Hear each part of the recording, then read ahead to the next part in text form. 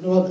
ঢাকা শহরের যানজট এটা সরকারের পক্ষ থেকে একটা উদ্যোগ নেওয়া হয়েছিল, সেই উদ্যোগটা চলমান আছে। এর বাইরেও যানজট বেড়ে যাওয়ার কিছু কারণ আপনারা নিজেরাও দেখেছেন যে প্রতিদিনই প্রায় কোনো না কোনো কারণে কোনো না কোনো গ্রুপ সড়কে অবস্থান নিচ্ছে এবং যে কারণে সড়কে আসলে এক ধরনের যানজট সৃষ্টি হচ্ছে। যানজট তো ঢাকা শহরের আসলে পুরনো সমস্যা।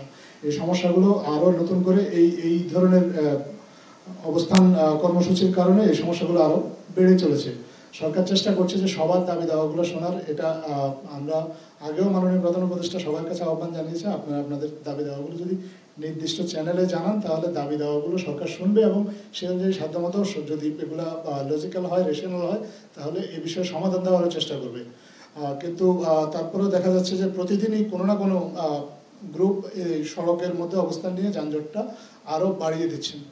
তো আমরা এই বিষয়ে সবাইকে আহ্বান জানাবো, আপনারা কোনো ধরনের জনদুর্ভোগ হয় এই ধরনের কর্মসূচি থেকে আপনারা বিরত রাখবেন। আপনারা অবশ্যই আপনারা আপনাদের দাবি দাওয়াগুলো মানুষ জানাতে পারবে। মানুষের গত 15 বছর মানুষ আসলে কথা বলতে পারেনি, যে কারণে মানুষের মনে অনেক কিছু জমে আছে। এগুলো আসলে আমরা আগেও বলেছি।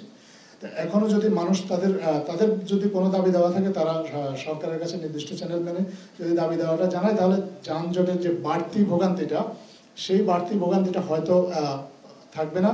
আর নিয়মিত যে কাজগুলো করলে যানজট কমে আসবে বলে সরকার মনে করেছে, সেই কাজগুলো করে যাচ্ছে। আজকেও আপনি দেখেছেন যে আমরা একটা উদ্যোগ নিয়েছে, প্রায় 700 ছাত্রছাত্রীকে যদি এঙ্গেজ করে রাস্তায় ট্রাফিকের দায়িত্ব দেওয়া যায়, তাহলে ট্রাফিক সিচুয়েশনটা আরেকটু ইমপ্রুভ করবে বলে মনে করা হচ্ছে। তো এরকম কিছু পদক্ষেপ কিন্তু নিয়মিতভাবেই সরকারের পক্ষ থেকে নেওয়া হচ্ছে।